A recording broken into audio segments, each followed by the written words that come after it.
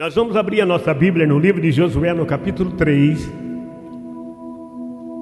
E o versículo é o versículo... Tem gente folheando a Bíblia ainda. Josué está lá no começo, né, antes de Salmo. Amém? Quem está dormindo fala amém. Tem gente dormindo ainda. Então vamos abrir Josué capítulo 3, versículo 5. Todos encontraram agora? Tem gente procurando aí? Fala amém. Tem gente procurando ali. Então vamos lá. Na minha Bíblia está escrito assim: Josué disse ao povo: santificai-vos, porque amanhã o Senhor fará maravilha no meio de vós. Leia como está aí.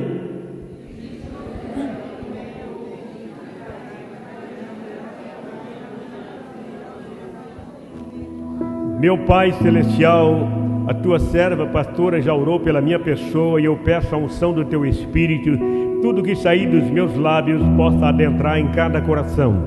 Eu oro em nome de Cristo e todos confirmam dizendo amém. Olhe para o seu irmão antes de se assentar, fala para ele assim: você é uma bênção. Pode assentar.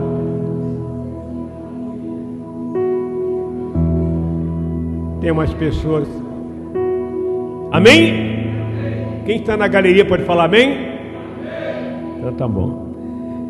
Eu quero tomar como tema da minha palavra nesta noite: santificação gera provisão. O que eu falei mesmo? A introdução desse tema é: santificação gera conquista. Santificação gera bênção, abre portas. Santificação gera proteção. Quanto mais você procura estar próximo de Deus, buscar a Deus, se santificar, você vai estar amparado e protegido. Posso ouvir um amém? No versículo que lemos diz assim: Josué e o povo tinha que atravessar o rio Jordão. Eles queriam chegar do outro lado em segurança, porém eles aguardavam no Senhor. Como atravessar o rio Jordão?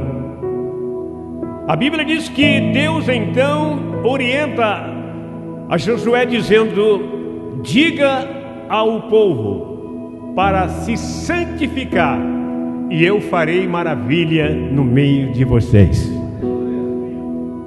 Você crê que Deus é poderoso para fazer maravilha no nosso meio?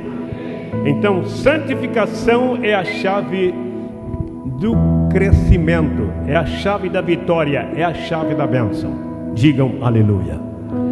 Ainda nessa introdução, veja bem, o nosso maior orgulho deve ser viver na divina providência de Deus.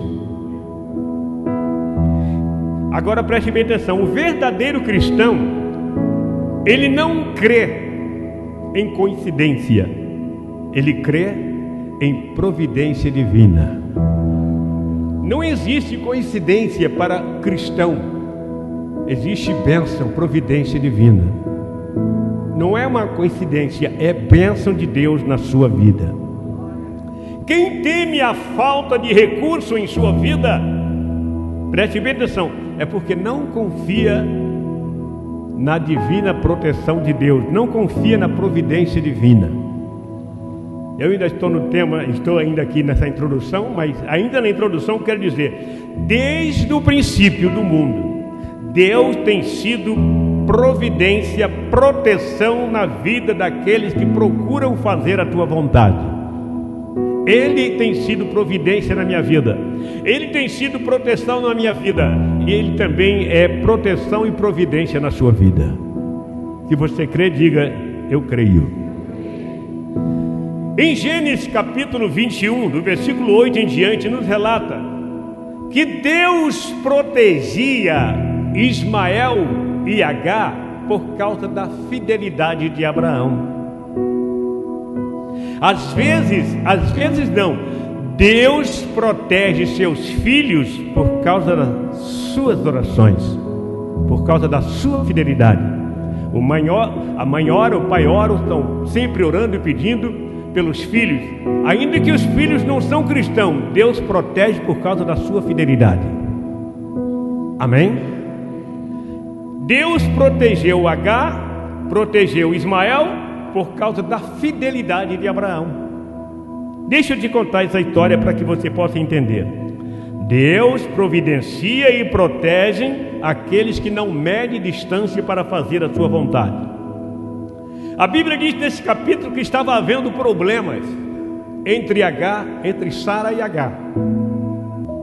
Ela então chegou para o seu marido e disse: meu senhor, porque Abraão chamava Sara de minha senhora e Sara chamava Abraão de meu senhor, seu marido.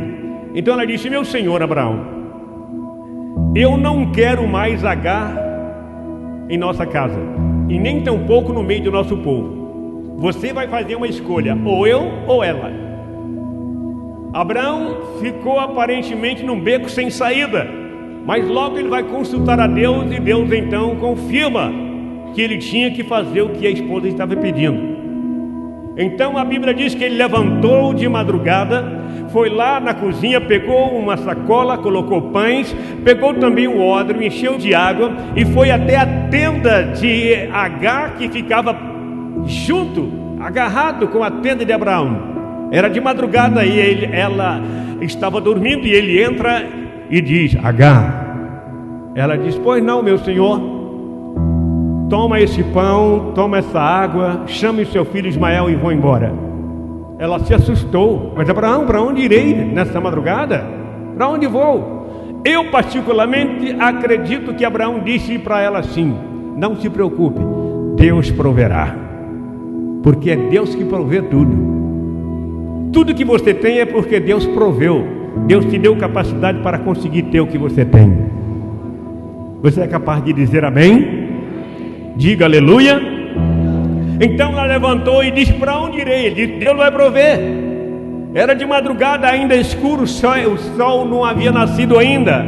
E ela então pegou a sacola com pães, pegou também o ódrio, chamou seu filho Ismael, que era adolescente, e saiu então os dois deixando as terras de Abraão e partiu em direção do Egito, porque ela era egípcia. E os dois vão caminhando, de repente o dia começa a amanhecer, o sol ponta lá, e os dois caminhando no deserto de Berseba, a fim de chegar em algum povoado, a fim de chegar em algum lugar. E eles vão caminhando, de repente 8 horas, 9 horas, você sabe que no deserto o sol é muito quente, e cada vez que o sol vai esquentando, a areia vai se tornando brasas vivas, fica muito quente, não dá para andar descalço no deserto, porque a areia é muito quente. E os dois vão caminhando, e cada 10 minutos ele parava e dizia: mãe, eu quero água. Porque no deserto, sol muito quente, a areia parecendo brasas vivas, a garganta seca constantemente. Ela quase não bebia água, porque via que seu filho pedia água a cada 10 minutos. Qualquer mãe faria isso. Ela se sacrificava para proteger o seu filho. Qualquer mãe faz isso.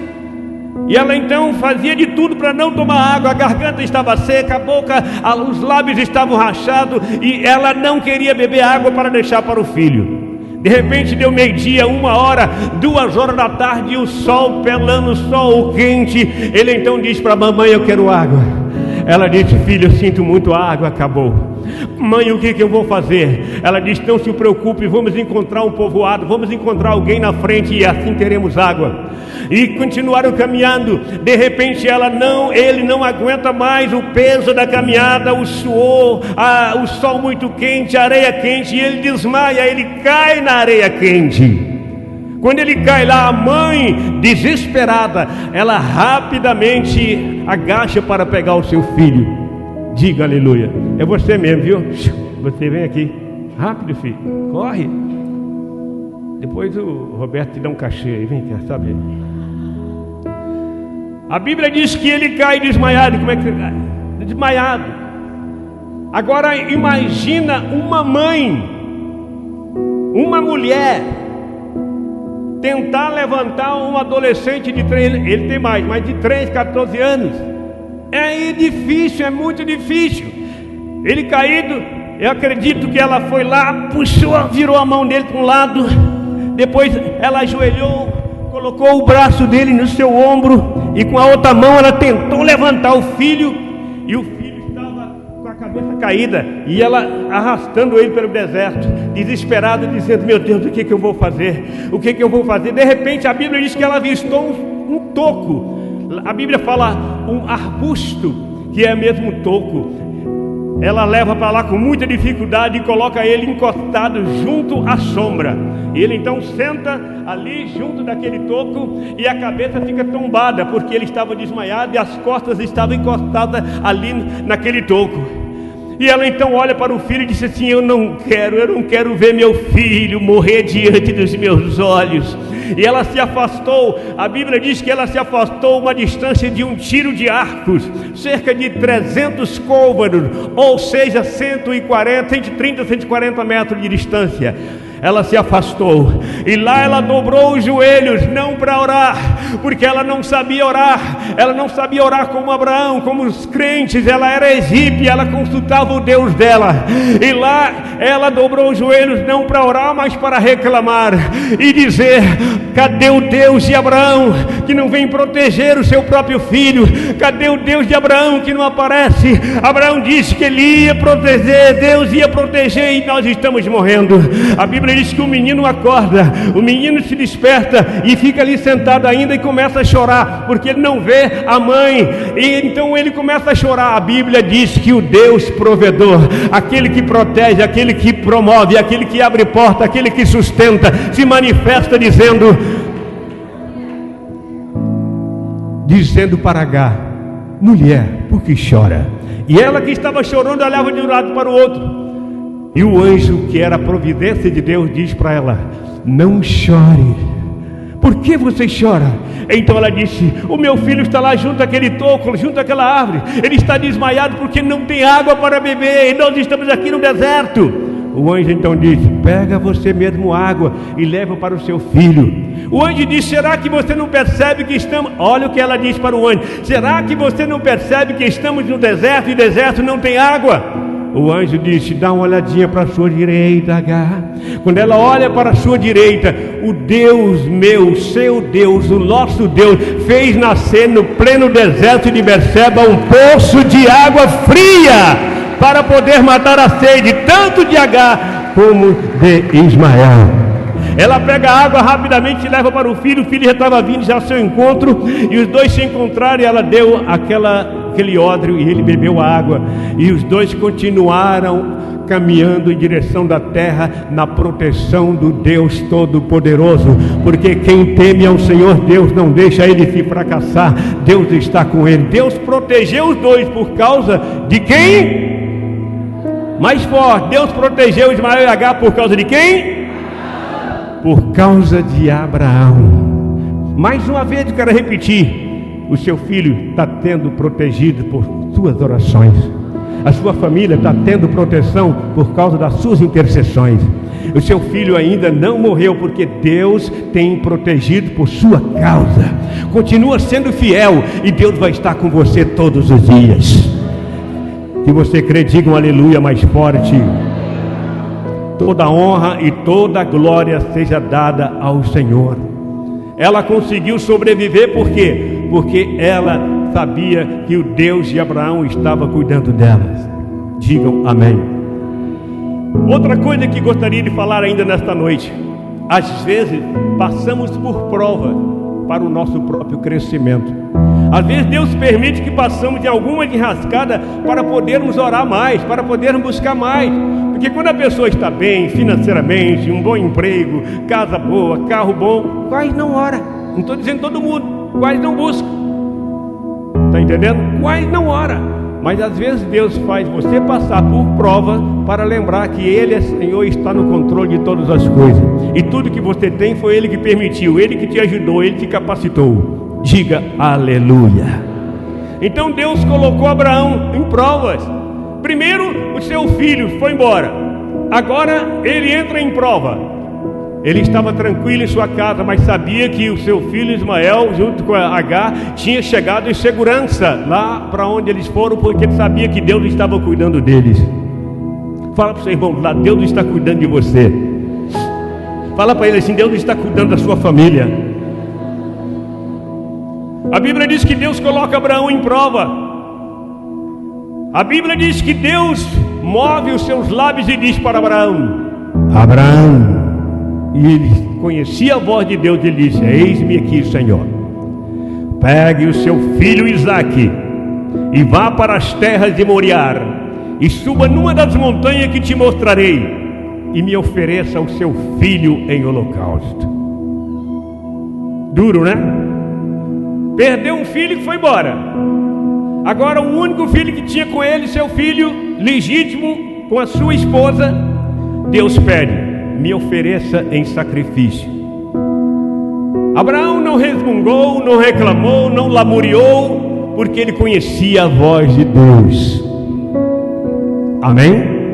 A Bíblia diz que mais uma vez ele levanta de madrugada, vai até o pasto de sua fazenda, pega o jumento, traz e amarra de frente à sua barraca, vai lá, pega o machado, racha a lenha e traz, depois ele pega a cangalha, os balaios e arreia aquele jumento, depois pega as lenhas e coloca nos balaios e logo ele vai até a barraca de dois seus servos, que naquela época era tenda. Ele vai na tenda de dois dos seus servos e diz: eu quero que vocês venham comigo. Eu vou fazer uma viagem de uns 3 dias e vou oferecer a Deus o holocausto. Eu quero que vocês vão comigo. O servo não falava nada, simplesmente levantava e disse: estamos prontos.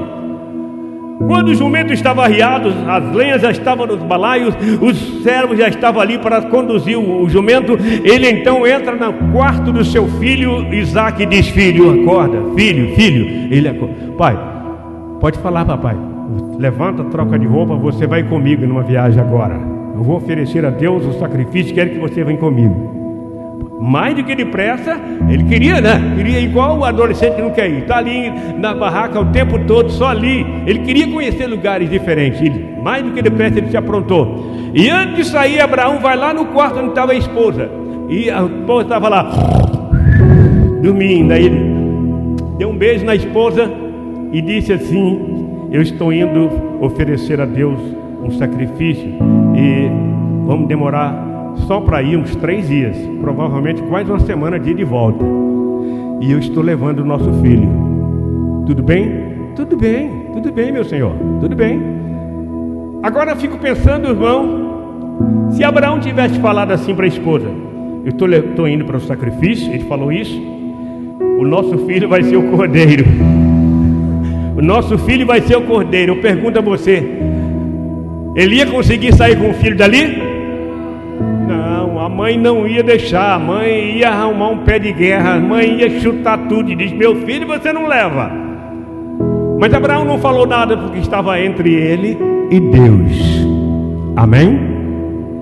Saíram então 2 homens puxando o jumento. 2 homens, um atrás de Abraão, na frente, e o seu filho. Viajaram 3 dias. Porém, na manhã do 3º dia, Abraão avistou as terras de Moriá.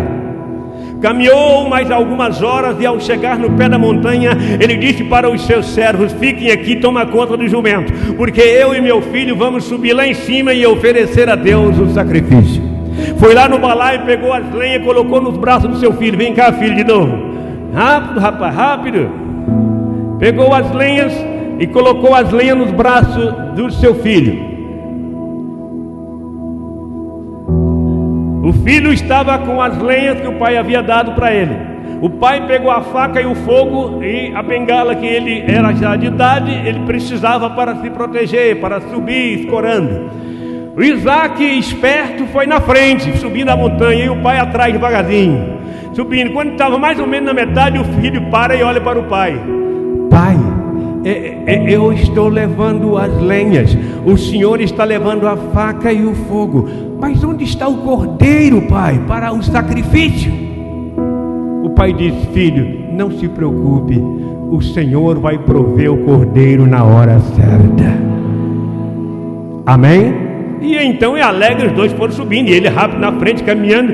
Quando chegou lá em cima do monte, ele foi o primeiro a ajoelhar, colocou as lenhas ali, começou a montar aquele altar de lenha, foi montando. Vem cá, mas tem muito pouco aí, né? E foi montando ali, de jeitinho, cruzando um do outro. Quando ele estava já montando as lenhas, o pai chegou. E o pai então ajudou ele a concluir. Quando tudo estava concluído, o filho levantou e disse: pai, está tudo pronto. Cadê o cordeiro, pai? Aí Deus, a palavra de Deus deixa bem claro que Abraão segurou no braço do seu filho e disse: filho, você é o cordeiro que vai ser sacrificado aqui agora. Se aquele menino não temesse ao Deus de Abraão, não acreditasse no Deus do seu pai, ele poderia soltar da tua mão, poderia sair das garras de seu pai e sair gritando para o servo: vem me socorrer porque meu pai quer me matar. Mas ele acreditava no Deus do seu pai Abraão. Pai, acredito que ele disse: pai, se essa é a vontade de Deus, faça-o. O pai então amarrou a mão do garoto assim, ó, desse jeito, juntou mais os pés e também amarrou.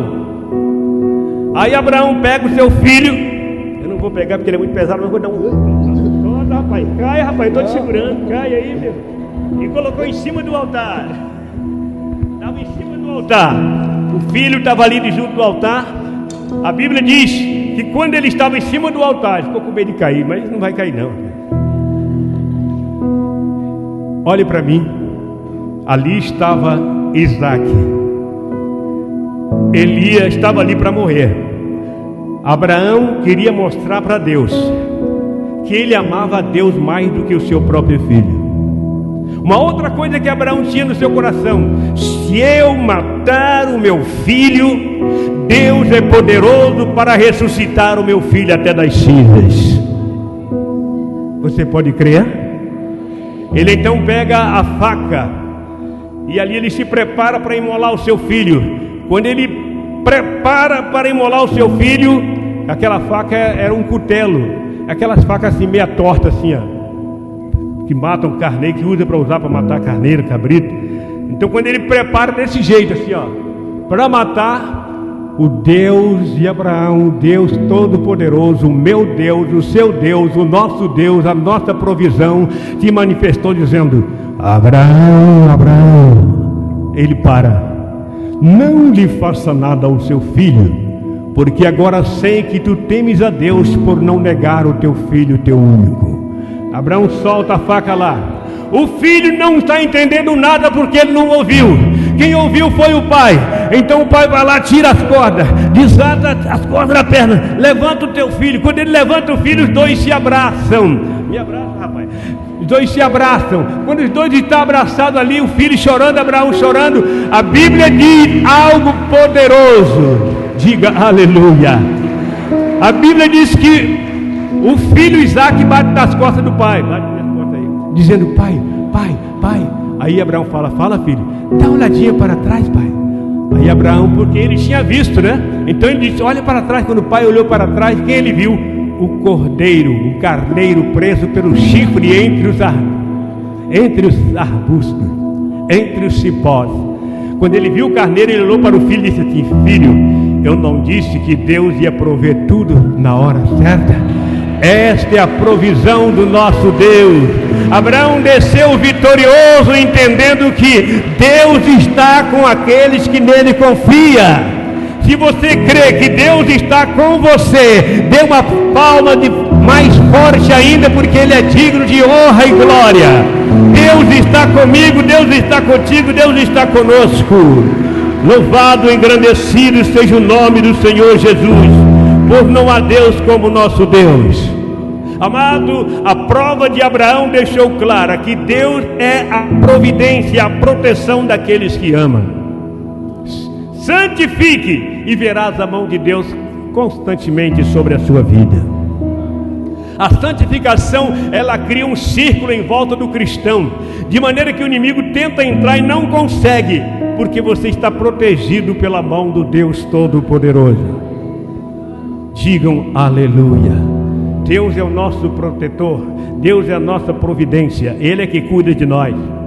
É por isso que nós lemos o versículo: a santificação de Josué e seu povo gerou uma passagem no Rio Jordão, fazendo duas partes. O rio foi para um lado, o outro, tudo ficou seco, por causa da santificação. Por isso Deus, santifique, amanhã eu vou fazer maravilha. Não foi só a divisão das águas, mas outras maravilhas. Entregou os inimigos na mão deles. Digam aleluia.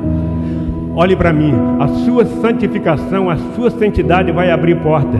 A sua santidade vai abrir provisão para você e seu povo. A sua santificação vai fazer o mal se afastar do seu caminho. A sua santificação não vai deixar faltar absolutamente nada na sua vida, na sua família, porque Deus é com aqueles que acreditam no seu poder.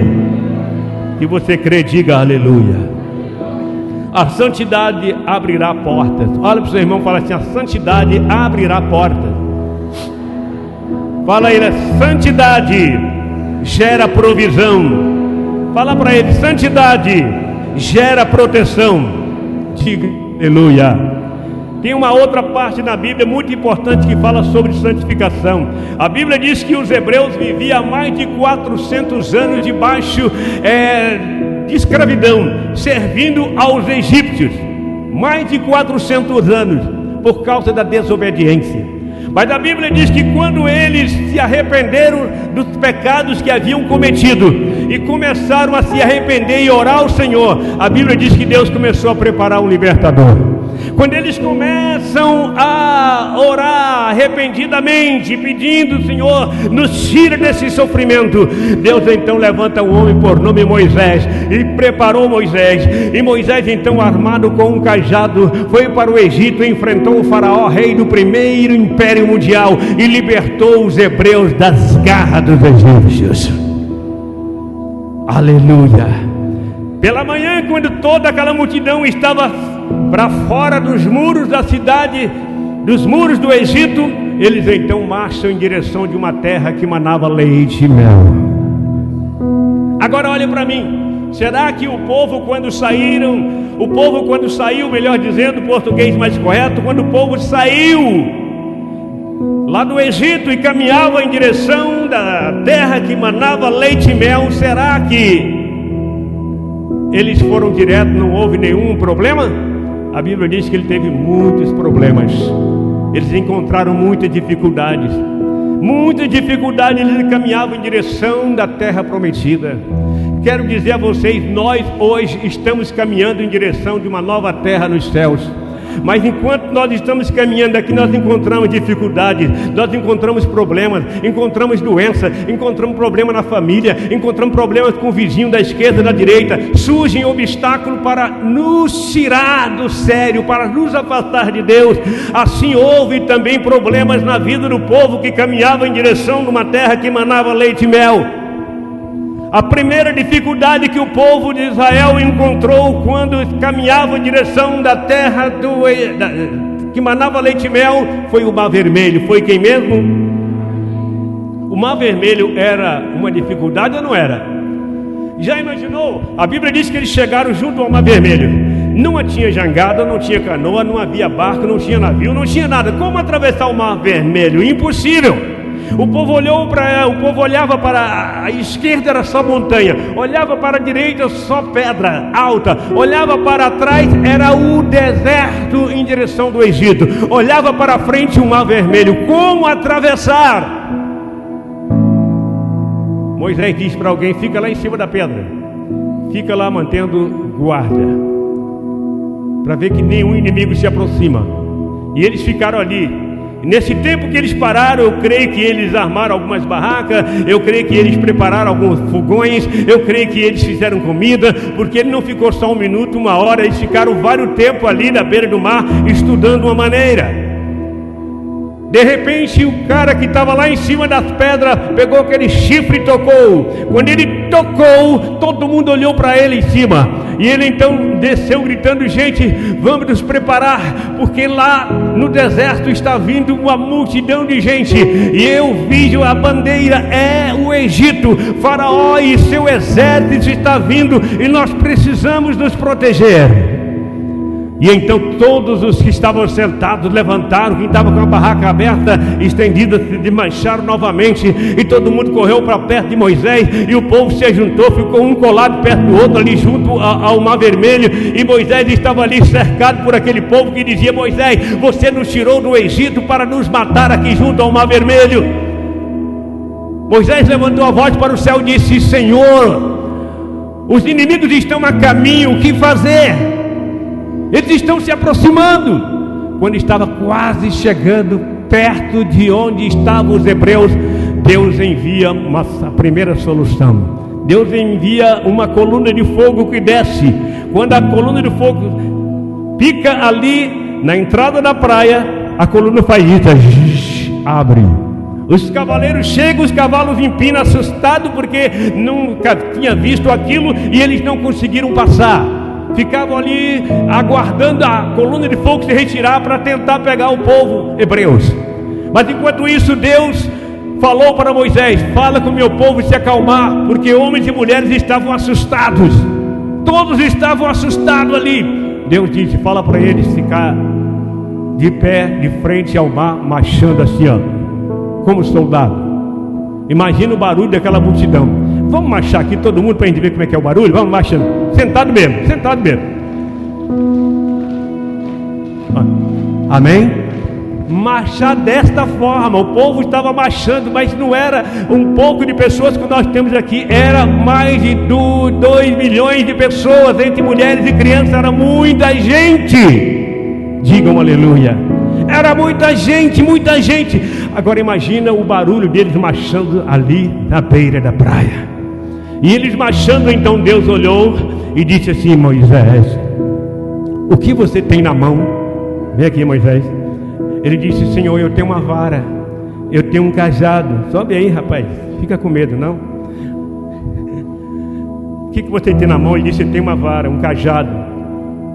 Aí disse Deus: pois então estenda esta vara em direção do mar, e eu vou mostrar para você e meu povo, para o Egito e Faraó, quem sou eu. Aí ele estende. Quando ele estende o cajado, o poder de El Shaddai e a manifestação de Jeová Jireh, o Deus provedor, começou a soprar na beirada da praia. O mar foi fazendo isso, foi se abrindo e foi indo até chegar do outro lado. Formou uma grande passagem. Todo mundo ficou de olhos arregalados, porque jamais tinha visto aquilo. E Moisés estava lá porque ele era o instrumento de Deus para aquela nação, para aquele povo. Quando tudo estava aberto, Deus disse para Moisés: manda o povo passar. Aí Moisés disse: vamos lá, gente, vamos. Quem tinha coragem de entrar no mar, olhando para 2 paredes de quase 20, 30 metros de altura, rolando assim, do outro lado? Quem teve coragem? Todo mundo ficou assustado. Eu particularmente acredito que Josué foi o primeiro. Josué foi o primeiro a entrar. Quando Josué entra, aí o povo acompanha ele, e vai aquela multidão caminhando entre as 2 grandes paredes de água, na esperança de chegar do outro lado. Eram homens e mulheres puxando jumento, outros puxando camelo, e jumento é teimoso. Você puxa o negócio, o bicho não quer andar, não quer caminhar, e é preciso alguém cutucar ele atrás para ele poder andar. E aquela dificuldade, uns carregando galinha, outros levando pato, muita gente levando cabrito, carneiro, todo mundo levando o que tinha. Digam aleluia. Porque a Bíblia diz que eles não deixaram os seus animais para os egípcios, não. Eles levaram os seus animais com vocês. E eles cuidavam dos animais. Cuidavam porque Deus cuidava de todos eles. Quando eles estavam quase chegando do outro lado, o Deus Todo-Poderoso fez a coluna de fogo se retirar. Digam aleluia. Quando a coluna de fogo se retira, então o faraó ordena para o povo entrar. E o povo entra, ele não está fazendo papel de faraó não. Aí o povo entra pelo aquele corredor. O povo vai caminhando. Quando chega diante das 2 águas, o exército continua caminhando. Os soldados, os cavalos. Imagina você montado no cavalo, os cavalos olhando para o lado direito, do lado esquerdo, por causa das águas que estavam se movendo. E vão caminhando, o exército vai andando assustado, os cavalos nem queriam correr, assustado. Quando o exército já se encontrava entre as 2 grandes paredes de água, o povo de Deus, o povo hebreu, o povo israelita já estava do outro lado. Eu costumo dizer assim, que Deus olhou para Satanás e disse assim: olha, eu segurei as as águas para o meu povo passar. Agora é a sua vez de segurar as águas para o seu povo passar. Quando Deus tira as mãos, Satanás não conseguiu segurar as águas então se uniram, e o exército de Faraó pereceu nas águas do Mar Vermelho, porque Deus cuidou do seu povo, protegeu, livrou e deu vitória. Pode aplaudir mais forte, porque Ele é digno de honra e glória.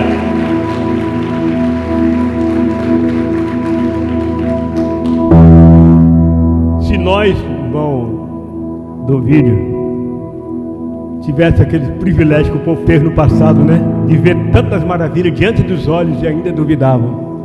Hoje nós não vimos, jamais a gente vai conseguir ver um mar se abrindo. Não estamos nesse tempo. Mas nós acreditamos pela fé que o nosso Deus está conosco. Diga aleluia. Bem-aventurado, Jesus diz, aqueles que não viram e creram. Você não viu, mas você crê. Você está aqui pela fé. Você um dia abraçou Jesus como Senhor e Salvador de sua vida. Agora o povo estava do outro lado, tranquilo. Nenhum sofreu um arranhão, porque onde Deus está, o mal não pode operar. Se Deus está com você, quem será contra você? Digam aleluia. Será que acabou as dificuldades? Não surgiram mais dificuldades, mais problemas. A segunda, aliás, foi a falta de água. Eles do outro lado, andando no deserto, queriam beber água. Era multidão, onde tomar água? Como? Não tinha rio, é difícil.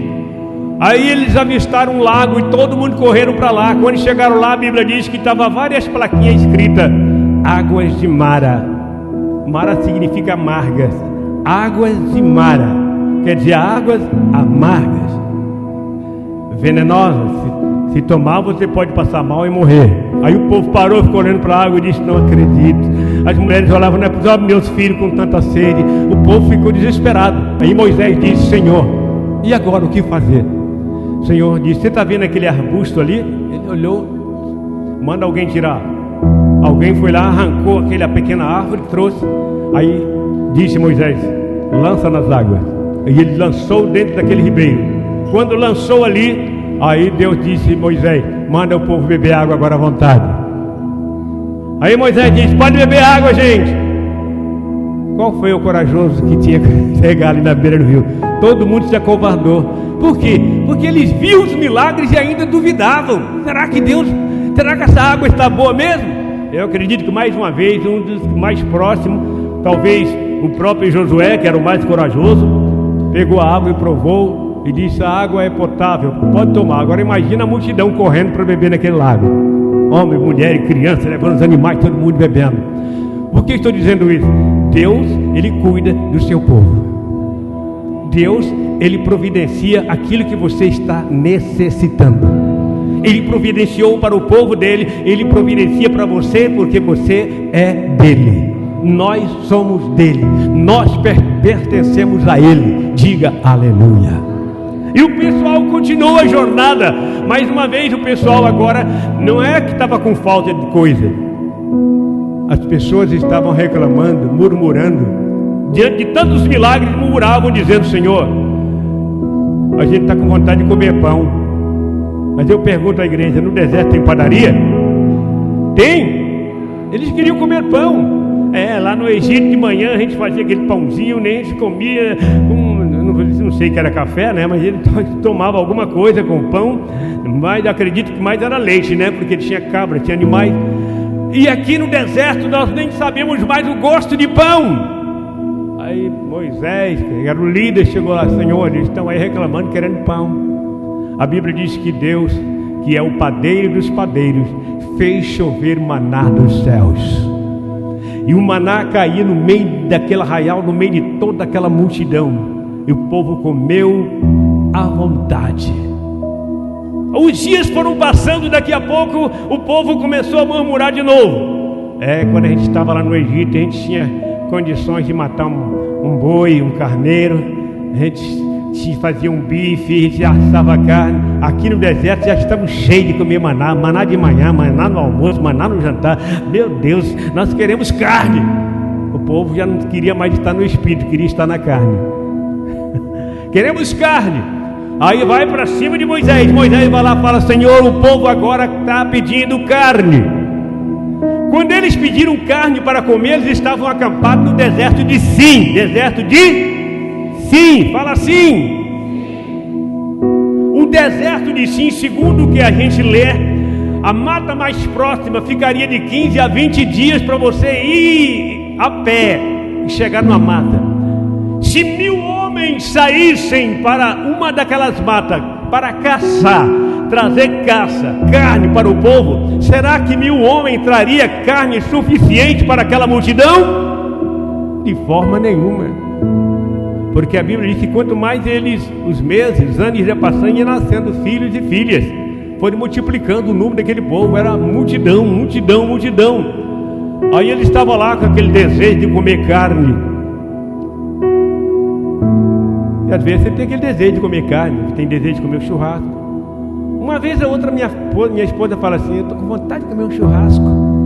Eu falei: então vamos comer o churrasco, minha filha. É uma vez ou outra, não é?